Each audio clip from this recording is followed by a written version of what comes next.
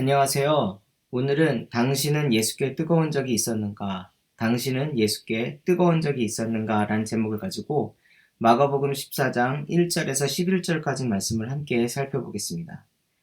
이스라엘 백성들은 매년 6월절과 무교절에 하나님의 언약 백성들로서의 자신의 정체성을 확인하고자 성지순례를 했습니다.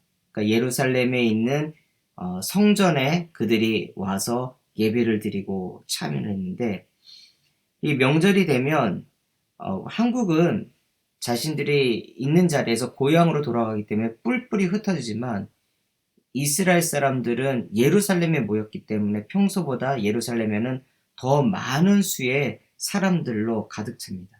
이들이 로마의 지배를 받고 있었기 때문에 자칫 작은 불씨라도 떨어지게 되면 로마를 향해서 쿠데타, 반란 같은 그 밀란이 일어날 수가 있고요.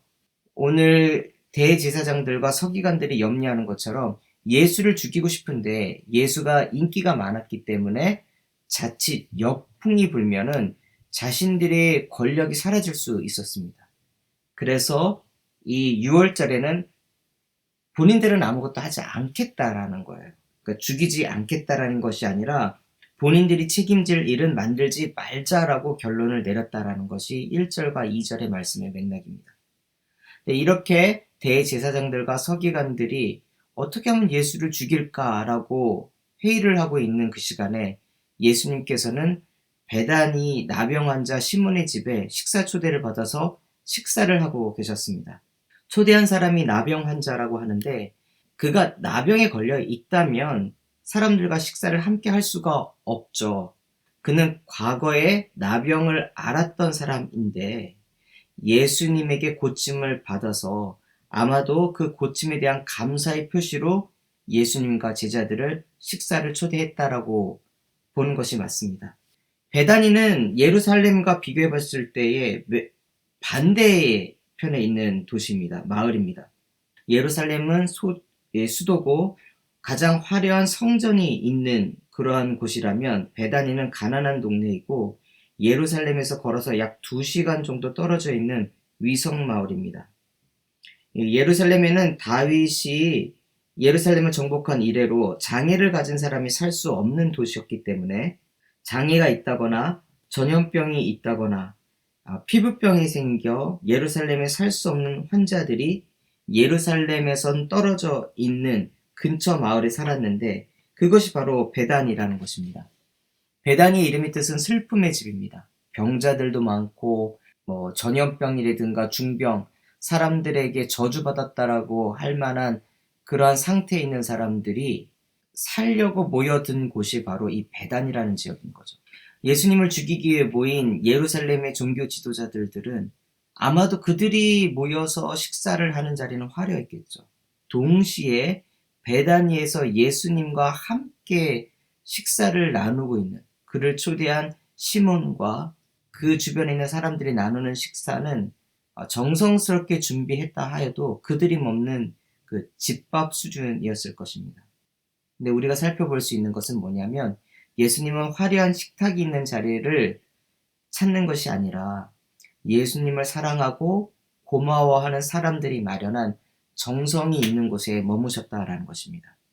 식사를 나누고 있는 데에 한 여인이 들어와 순전한 나드 한 옥합을 깨서 예수의 머리에 붓고, 그녀는 이제 엎드려 그 바닥에 떨어진 그 향유를 자신의 머리카락으로 쓰다듬고 닦아서 예수님의 발을 닦습니다.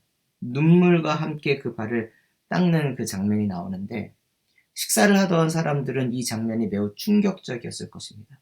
근데 잠시 정신을 차리고 화를 내기 시작합니다. 이 값비싼 향유를 한 번의 이벤트를 위해서 낭비할 수 있냐라는 거죠. 4절에 나오는 어떠한 사람들은 제자들입니다. 다른 복음서를 보면 이 제자들이 화를 냈다라는 거예요. 그 이유는 이 옥합의 가격이 300데나리온, 즉 성인 남성이 1년 동안 일을 해야지만 벌 수 있는 향유였습니다. 이 동네 사람들은 가난했기 때문에 이 300데나리온이라고 하는 돈은 엄청나게 큰 돈입니다. 부자가 갖고 있는 300데나리온과 가난한 사람들이 갖고 있는 300데나리온이 가치는 다르죠. 근데 이 여인은 기꺼이 그 귀한 것을 예수님을 위해 부었다라는 것입니다. 이 향유라고 하는 것은 향기가 나는 기름인데 한두 방울만 이렇게 떨어뜨려도 그 향기가 온 집안을 가득하게 합니다. 근데 그녀는 예수님의 머리에다가 그걸 그냥 부어버렸어요. 이것을 보면서 오히려 어떻게 그렇게 할 수 있는가, 무례하다라고 할 수 있는데 그녀가 한 이유가 있는데, 그것은 무엇이냐면 이 어노인팅이라고 하는 기름 붓는다라고 하는 것은 왕이나 제사장이나 선지자에게만 주는, 그러니까 붓는 아주 특별한 예식입니다. 그러니까 마리아에게 있어서 예수님은 메시아인 거예요. 그리스도시죠. 그 그리스도를 위하여 자신의 가장 귀한 것을 부었는데 무엇을 위해서 부었냐? 예수님의 죽음을 애도하기 위해서 부었다라는 것입니다. 이미 예수님께서는 제자들에게 예루살렘에 가게 되면 나는 모함을 받게 될 것이고 사람들에게 잡혀 끌려가 고문, 고초를 받은 후에 십자가에 달려 죽고 사흘 만에 다시 살아난다라고 말씀하셨습니다. 근데 이 말을 기억하는 사람은 오늘 향유를 깨서 예수님께 부었던 이 마리아 한 사람이었다는 거죠.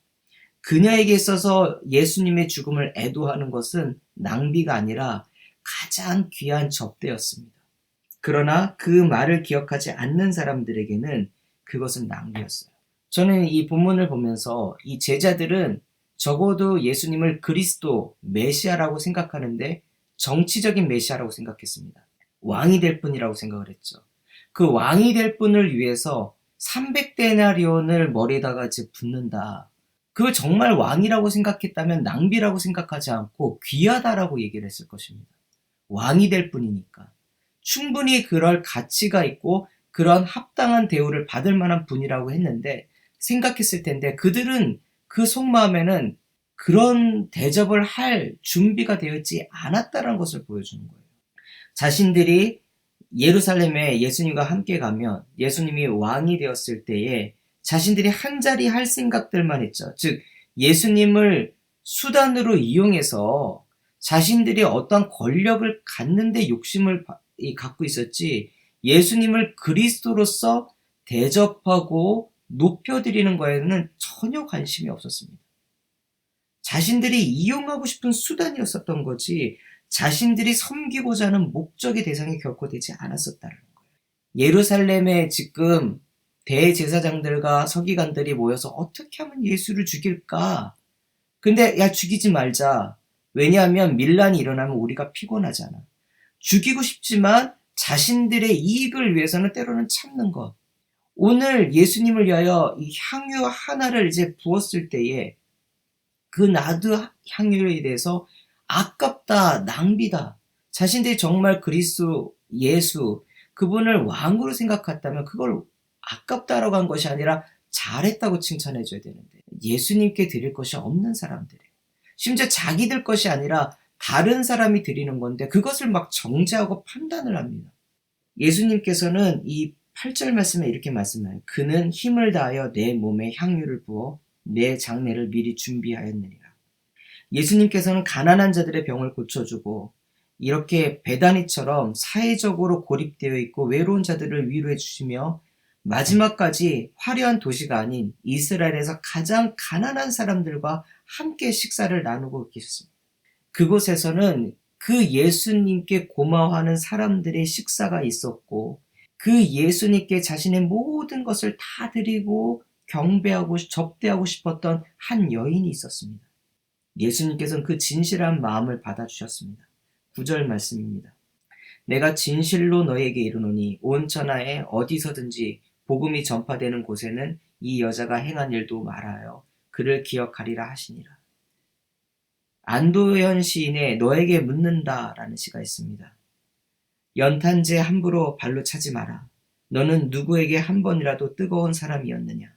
말로는 내가 예수님을 잘 믿는다고 혹은 믿겠다고 내가 내 모든 생명을 다 들여서 따르겠다라고 하지만 막상 누군가 예수님을 진심으로 접대할 때에 사랑한다고 고백할 때에 그것을 아까워하는 사람들이 그 바로 옆에 있는 제자들이었습니다. 종교 지도자들이나 아직 온전한 믿음이 없었던 제자들 모두 자기중심적으로 자신의 이익만을 위하여 예수님을 이용하려고 할 때에 이 가난한 여인은 오직 예수님만을 위하여 자신이 할 수 있는 최고의 힘으로써 사랑을 표현했습니다.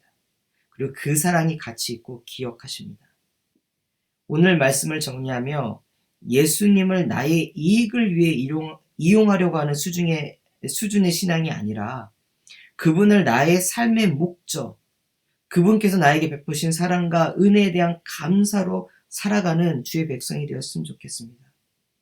그것을 그냥 마음으로만 갖고 있는 것이 아니라 표현할 수 있는 사랑, 그것이 우리의 모습이 되길 간절히 소원하면서 오늘 말씀 마치겠습니다.